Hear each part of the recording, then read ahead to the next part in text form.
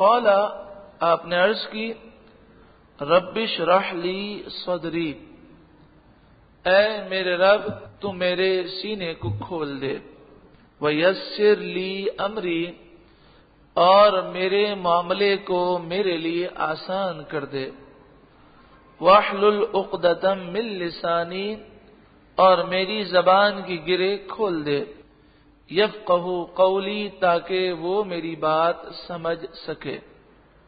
یہ وہ دعا ہے کہ جس دعا کے پڑھنے سے حافظہ بھی قوی ہوتا ہے، زبان کی گرہ بھی کھل جاتی ہے اور سینہ بھی روشن منور ہوتا ہے۔ اگر اس دعا کا معمول ہو تو سبحان اللہ کہ ہر نماز کے بعد 21 مرتبہ اس دعا کا ورد کیا جائے۔ قالا کے بعد رب اشرح لی سے دعا شروع کریں۔ بہتر یہ ہے کہ اللہم اس میں اضافہ کیجئے، اللہم رب اشرح لی صدری، کہ جو قرآن کی دعائیں ہیں اور جس کے شروع میں ربی ہے تو وہاں شروع میں اللہم لگانا یہ افضل ہے، اور یہ دعا یفقہوا قولی تک ہے۔ حضرت موسیٰ علیہ السلام کی زبان میں لکنت تھی، لیکن یہ لکنت ایسی تھی کہ جو خود آپ ہی محسوس کرتے تھے، کسی اور کے سامنے ظاہر نہیں ہوتی تھی، یعنی آپ کو بولنے میں دقت محسوس ہوتی تھی، سننے والے کو محسوس نہیں ہوتا تھا۔ تو آپ نے یہ دعا کی کہ اللہ میری زبان کی گرے کھول دے تاکہ یہ دقت بھی دور ہو جائے۔ وَاجْعَل لِّي وَزِيرًا مِّنْ أَهْلِي، اور میرے لیے میرے گھر والوں میں سے ایک وزیر بنا دے، ہارون اخی، ہارون کو جو کہ میرا بھائی ہے اسے نبی بنا، اشدد بہ ازری، تاکہ اس کے ذریعے میری کمر مضبوط ہو جائے، تو اس کے ذریعے میری کمر کو مضبوط کر، وَأَشْرِكْهُ فِي أَمْرِي، اور اسے میرے کام میں شریک کر، کئی نسبحک کثیرا، تاکہ ہم بکثرت تیری پاکی بیان کریں، وَنَذْكُرَكَ كَثِيرًا، اور بکثرت ہم تجھے یاد کریں، اِنَّكَ كُنْتَ بِنَا بَصِيرًا، بے شک تو ہمیں دیکھ رہا ہے۔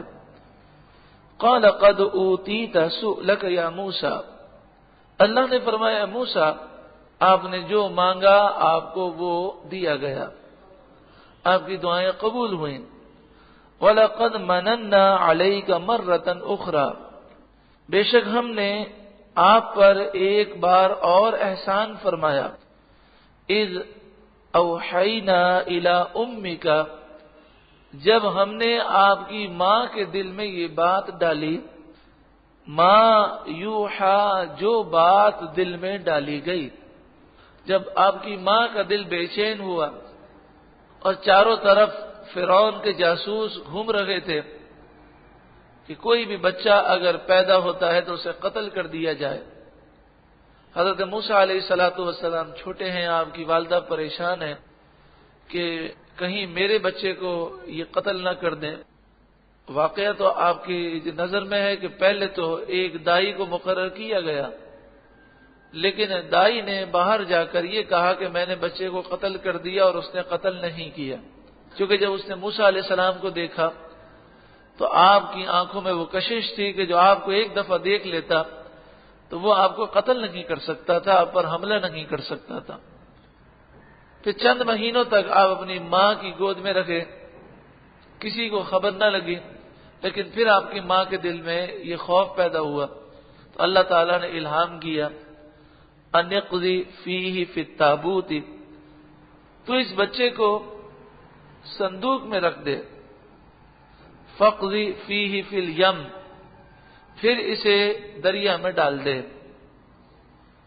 فَلْيُلْقِهِ الْيَمُّ بِالسَّاحِلِ، تو دریا اسے ساحل پر ڈال دے گا، يَأْخُذْهُ عَدُوٌّ لِّي وَعَدُوٌّ لَّهُ، اس بچے کو وہ اٹھائے گا جو میرا اور اس کا دشمن ہوگا، وَأَلْقَيْتُ عَلَيْكَ مَحَبَّةً مِّنِّي، اور میں نے تجھ پر اپنی طرف کی محبت ڈالی کہ جو آپ کو دیکھتا وہ آپ سے محبت کرنے لگتا، وَلِتُصْنَعَ عَلَىٰ عَيْنِي، اور اس لیے تاکہ آپ کی پرورش میری نگرانی میں ہو. یعنی مراد یہ ہے کہ دشمن کے گھر پر اللہ تعالیٰ نے آپ کی پرورش فرمائی. یوں تو جہاں بھی پرورش ہو اللہ ہی کرنے والا ہے، لیکن جو جانی دشمن جس نے آپ کی دشمنی کی وجہ سے کہ اسے یہ علم مطلب لوگوں نے دیا، کاہنوں نے، کہ ایک بچہ پیدا ہوگا جو تیری سلطنت کو تباہ کر دے گا، تو آپ کی دشمنی میں اس نے 70,000 بچوں کو قتل کیا، 90,000 عورتوں کا حمل ضائع کیا، اور اللہ تعالیٰ نے اسی دشمن کے گھر پر آپ کی پرورش فرمائی. تو یہ لوگوں پر ظاہر ہو کہ آپ کی پرورش کا خاص اہتمام کیا گیا اور خاص رب العالمین کا کرم تھا. اب جب یہ تابوت تیرتے تیرتے فرعون کے محل کی سیڑھیوں سے ٹکرانے لگا اور تابوت لیا گیا، اور پھر بی بی آسیہ نے قتل کرنے سے منع کیا. فرعون نے جب دیکھا تو اس کا دل بھی محبت کی طرف مائل ہوا. اذ تمشی اختک، اب شور مچ گیا کہ فرعون کو ایک بچہ ملا ہے اور وہ پرورش کرنا چاہتا ہے، تو کوئی اس بچے کو دودھ پلانے والی عورت ہو. تو آپ کی والدہ نے بڑا صبر کیا. قریب تھا کہ وہ پکار اٹھتی اور کہتی کہ میرا بچہ ہے، لیکن اللہ تعالیٰ نے آپ کو صبر عطا فرمایا. آپ نے موسیٰ علیہ السلام کی بہن کو کہا کہ جاؤ جا کر دیکھو کہ معاملہ کیا ہے، چپکے سے دیکھو وہ کیا کہہ رہے ہیں. اذ تمشی اختک، جب آپ کی بہن چلی، فتقول هل ادلکم علی من یکفل، اور کہنے لگی کہ کیا میں وہ گھر والے آپ کو بتاؤں جو اس بچے کی پرورش کر سکیں گے. تو فرعون نے کہا کہ ہاں ضرور لے آؤ. تو آپ کی والدہ کو وہ لے کر آئیں اور پھر فرعون نے آپ کو دے دیا اور کہا کہ آپ اس بچے کو دودھ پلائیں، کیونکہ کسی اور عورت کی گود میں آپ چپ نہیں ہو رکھے تھے، لیکن جیسے ہی والدہ کی گود میں گئے آپ نے رونا بند کر دیا. تو کتنا اللہ تبارک و تعالی کی قدرت کا اظہار ہے اور کتنی قدرت ظاہر ہوتی ہے. حقیقت میں یہی عقیدہ مومن کا ہے، ان اللہ علی کل شیء قدیر. تو دشمن کے ہاتھوں کے ذریعے اللہ تعالیٰ نے پرورش فرمائی. فرجعناک الی امک، پھر ہم نے آپ کو آپ کی ماں کی طرف لوٹا دیا. کئی تقر عینھا، تاکہ آپ کی ماں کی آنکھیں ٹھنڈی رہیں، ولا تحزن، اور تاکہ وہ غم نہ کرے. وقتلت نفسا، اے موسیٰ آپ نے ایک جان کو قتل کر دیا، یعنی آپ نے مکہ مارا تھا اور وہ مکے کی تاب نہ لا کر ہلاک ہو گیا. فنجیناک من الغم، تو ہم نے آپ کو غم سے نجات دی. وفتناک فتونا، اور ہم نے آپ کی خوب آزمائش فرمائی. فلبثت سنین فی اہل مدین، پھر آپ اہل مدین میں کئی سال رہے. ثم جئت علی قدر یا موسیٰ، پھر ایک مقررہ وقت پر اے موسیٰ آپ یہاں کوہ طور پر آئیں. یہ ذہن میں رہے یہ سارا کلام کوہ طور پر ہو رہا ہے جب حضرت موسیٰ علیہ السلام اللہ سے ہم کلام ہوئے. واصطنعتک لنفسی، اے موسیٰ میں نے آپ کو اپنے لیے خاص چن لیا. اذهب انت واخوک بآیاتی، آپ اور آپ کے بھائی جائیں میری آیتیں لے کر.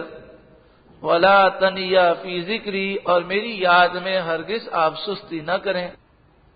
اذهبا الی فرعون انہ طغی، آپ دونوں جائیں فرعون کے پاس، بے شک وہ بڑا سرکش ہو چکا ہے. فقولا لہ قولا لینا، آپ دونوں اس کے پاس جا کر نرم گفتگو کریں. نرم گفتگو اس لیے کہ نصیحت کے لیے ابتدا میں جو نصیحت نرمی سے کی جاتی ہے وہ جلدی سمجھ میں آ جاتی ہے. لعلہ یتذکر، اس امید پر کہ وہ توجہ کرے. او یخشا، یا کچھ ڈرے اور رب کی بارگاہ میں وہ توبہ کرے. حضرت موسیٰ علیہ الصلاۃ والسلام مدین سے مصر کی طرف روانہ ہوتے ہیں اور پھر راستے میں آپ کوہ طور پہنچتے ہیں اور آپ اللہ رب العالمین سے ہم کلام ہوتے ہیں. آپ سے فرمایا جاتا ہے کہ آپ فرعون کے پاس جائیں اور انہیں اسلام کی دعوت دیں، فرعون کو اور اس کے تمام حواریوں کو. تو آپ عرض کرتے ہیں کہ مالک، حضرت ہارون کو بھی تو نبی بنا اور میرا مددگار بنا. آپ کی یہ دعا قبول کی جاتی ہے. پھر آپ دونوں کو یہ حکم ہوتا ہے. آیت نمبر 44 میں ہم نے سماعت کیا کہ فرمایا گیا آپ دونوں فرعون کے پاس جائیں، فَقُولَا لَهُ قَوْلًا لَيِّنًا، اور آپ دونوں جا کر فرعون سے نرم گفتگو کریں. یہ نرم گفتگو کیوں کرنے کا حکم دیا گیا؟ فرمایا اس کی وجہ یہ تھی کہ فرعون نے حضرت موسیٰ علیہ الصلاۃ والسلام کی پرورش کی ہے. گو کہ پرورش تو اللہ رب العالمین کرنے والا ہے، لیکن اللہ تبارک و تعالی نے یہ سبب بنایا، تو اس لیے آپ کو یہ حکم دیا گیا کہ اس سے آپ نرم گفتگو کریں. دوسری وجہ یہ بیان کی گئی کہ نصیحت کی ابتدا جو ہے وہ نرم گفتگو سے ہونی چاہیے. تیسری وجہ یہ ہے کہ جب نرم گفتگو سے نصیحت کی جاتی ہے تو سامنے والا یہ تاثر قائم نہیں کرتا کہ یہ مجھے ذلیل اور رسوا کرنے کے لیے آیا ہے، یہ اپنی بڑائی جتانے کے لیے آیا ہے، بلکہ اس پر یہ تاثر قائم ہوتا ہے کہ یہ مجھ سے محبت کرتا ہے، میرا ہمدرد ہے اور میری آخرت کی بھلائی کے لیے مجھے سمجھا رہا ہے. اس کے تحت مفسرین نے اور محققین نے بڑی پیاری بات ارشاد فرمائی کہ جب بھی ہم کسی کو نصیحت کریں تو چاہے وہ نصیحت قبول کرے یا نہ کرے، کم از کم اس پر ہم یہ تاثر ضرور قائم کر دیں کہ میں تمہارا ہمدرد ہوں اور جو گفتگو میں تم سے کر رہا ہوں تمہاری محبت میں، تمہاری آخرت کی بھلائی کے لیے عرض کر رہا ہوں. آگے ارشاد فرمایا، قالا، وہ دونوں بولے، یعنی حضرت موسیٰ اور حضرت ہارون، ربنا، اے ہمارے رب، اننا، بے شک ہم، نخاف، خوف کرتے ہیں، ان یفرط علینا، کہ یہ ہم پر کوئی زیادتی کرے گا، او ان یطغی، یا یہ ہم سے شرارت سے پیش آئے گا. کیونکہ غرور و تکبر بہت زیادہ ہے، اپنے آپ کو خدا سمجھتا ہے، لوگ اس کی پوجا کرتے ہیں. ایسے لوگ جو مغرور ہوں انہیں نصیحت کی بات کی جائے تو وہ بہت برا مناتے ہیں، پھر اسے طاقت بھی حاصل ہے تو یہ ہم پر ظلم کرے گا. قال لا تخافا، اللہ رب العالمین نے فرمایا تم دونوں خوف نہ کرو، اننی معکما، بے شک میں تم دونوں کے ساتھ ہوں، یعنی میری مدد تمہارے ساتھ ہے. اسمع، میں سنتا ہوں، وارا، اور میں دیکھتا ہوں کہ فرعون کیا کہتا ہے اور کیا کرتا ہے. فأتیاہ، تو تم دونوں اس کے پاس جاؤ، فقولا، اور تم دونوں اس سے کہو، انا رسول ربک، بے شک ہم تیرے رب کے بھیجے ہوئے ہیں، رسول ہیں. فارسل معنا بنی اسرائیل، تو بنی اسرائیل کو ہمارے ساتھ بھیج دے، اپنی قید سے ان مسلمانوں کو آزاد کر. ولا تعذبہم، اور تو بنی اسرائیل کو تکلیف نہ دے. قد جئناک بآیۃ من ربک، بے شک ہم تیرے پاس تیرے رب کی نشانی لے کر آئے ہیں۔ والسلام علی من اتبع الہدی، سلامتی ہے اس کے لیے کہ جو ہدایت کی پیروی کرے۔ انا قد اوحی الینا، بے شک ہماری طرف یہ وحی کی گئی، ان العذاب علی من کذب وتولی، بے شک عذاب اسے ہوگا کہ جو ہمیں جھٹلائے گا اور جو منہ پھیرے گا۔ فرعون نے جب یہ ساری باتیں سنی تو بڑے تعجب بھرے انداز میں کہنے لگا، ارے تمہارا رب تو میں ہوں، تمہارا رب اور کون ہے؟ قال ربکما یا موسیٰ، فرعون بولا، اے موسیٰ تم دونوں کا رب کون ہے؟ قال، موسیٰ علیہ السلام نے فرمایا، ربنا الذی اعطى كل شيء خلقه، ہمارا رب تو وہ رب ہے جس نے ہر چیز کو پیدا کیا، ہر چیز کو اس کے لائق صورت دی۔ اس کے لائق صورت دی، اس کے معنی یہ ہے کہ ہاتھ کو ایسا بنایا جیسی ہاتھ کی ضرورت تھی۔ ہاتھ پکڑنے کے لیے ہے تو اسے ایسا بنایا کہ انسان اس سے پکڑ سکے۔ پاؤں ایسا بنایا جو پاؤں کی ضرورت تھی، یعنی وہ چل سکے۔ جسم کے تمام اعضاء کو اللہ تبارک و تعالی نے ایسا ہی پیدا فرمایا جیسی ان اعضاء کو ضرورت تھی۔ ثم ہدا، پھر اللہ تعالی نے راہ دکھائی، یعنی اللہ تعالی نے زندگی بھی دی، طاقتیں بھی دی، اور ان طاقتوں سے فائدہ اٹھانے کی صلاحیتیں بھی عطا فرمائی، عقل بھی عطا فرمائی۔ فرعون نے جب یہ بات سنی تو یہ لاجواب ہو گیا، کیونکہ آپ نے کہا ہمارا رب تو وہ ہے جس نے ہمیں پیدا کیا ہے اور یہ ساری طاقتیں دی ہیں۔ اگر فرعون اس موقع پر کہتا کہ میں تمہارا رب ہوں تو پھر یہی سوال ہوتا اس سے کہ یہ بتا کہ تو نے کسے پیدا کیا ہے؟ تو اس نے پھر سوال کو گھمایا۔ قال فما بال القرون الاولى، بولا اچھا جو پچھلے لوگ اس دنیا سے چلے گئے ان کا کیا حال ہے؟ وہ تو بت پرستی کرتے رہے۔ قال علمها عند ربی فی کتاب، آپ نے اس کا جواب یہ دیا ان لوگوں کا علم میرے رب کے پاس کتاب میں موجود ہے، یعنی لوح محفوظ میں ان کے کرتوت لکھے ہیں۔ اللہ تبارک و تعالی ان کے کرتوت کے مطابق انہیں آخرت میں سزا دے گا۔ لا یضل ربی ولا ینسا، میرا رب نہ بہکے اور نہ ہی بھولے، وہ بھول نہیں سکتا، لہذا جس نے گناہ کیے ہیں اسے وہ اس کے مطابق سزا دے گا۔ الذی جعل لکم الارض مہدا، وہ رب ہے میرا جس نے تمہارے لیے زمین کو بچھونا بنایا۔ زمین کو بچھونا کہا گیا قرآن مجید فرقان حمید میں جگہ جگہ۔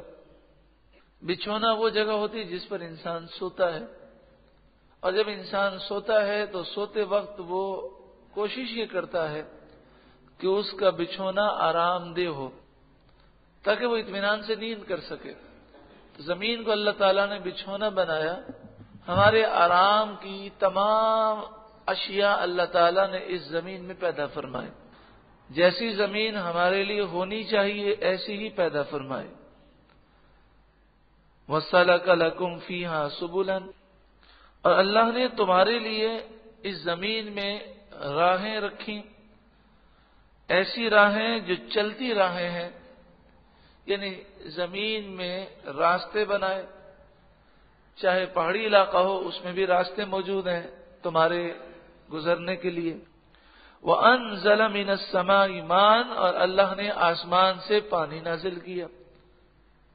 حضرت موسیٰ علیہ السلام جو فرما رہے ہیں فرعون لاجواب ہوتا جا رہا، کیونکہ وہ کہے جناب میں رب ہوں، تو کہا جائے پہ زمین تو اللہ نے بنائی، راستے اللہ نے بنائے، آسمان سے بارش اللہ نازل فرماتا ہے۔ فَأَخْرَجْنَا بِهِ أَزْوَاجًا مِّن نَّبَاتٍ شَتَّىٰ، ان تک موسیٰ علیہ السلام کا کلام ہے۔ اب اللہ تبارک و تعالی کفار مکہ سے ارشاد فرماتا ہے فَأَخْرَجْنَا بِهِ أَزْوَاجًا، پھر ہم نے اس پانی سے کئی جوڑے پیدا کیے، من نبات شتّا، مختلف قسم کے نباتات، سبزے، مختلف قسم کے سبزوں کے ہم نے جوڑے پیدا کیے۔ کتنے مختلف رنگ ہیں، ذائقے ہیں، توانائیاں ہیں، حالانکہ سب کی پیدائش ایک ہی پانی سے ہے اور ایک ہی زمین سے ہے۔ کلو، تم کھاؤ، ورعو، اور تم چراؤ، انعامکم، اپنے جانوروں کو۔ ان فی ذلک لآیات لأولی النہی، بے شک ان تمام باتوں میں عقل مندوں کے لیے نشانیاں ہیں۔ عقل مند ان چیزوں کو دیکھ کر اللہ کی قدرت کو سمجھتے ہیں، جتنا ان چیزوں پر غور کرتے ہیں اللہ سے محبت اور معرفت میں اضافہ ہوتا ہے۔ اللہ تعالی ہمیں بھی عقل مند بنائے اور رب العالمین ہمیں ناشکری سے محفوظ فرمائے۔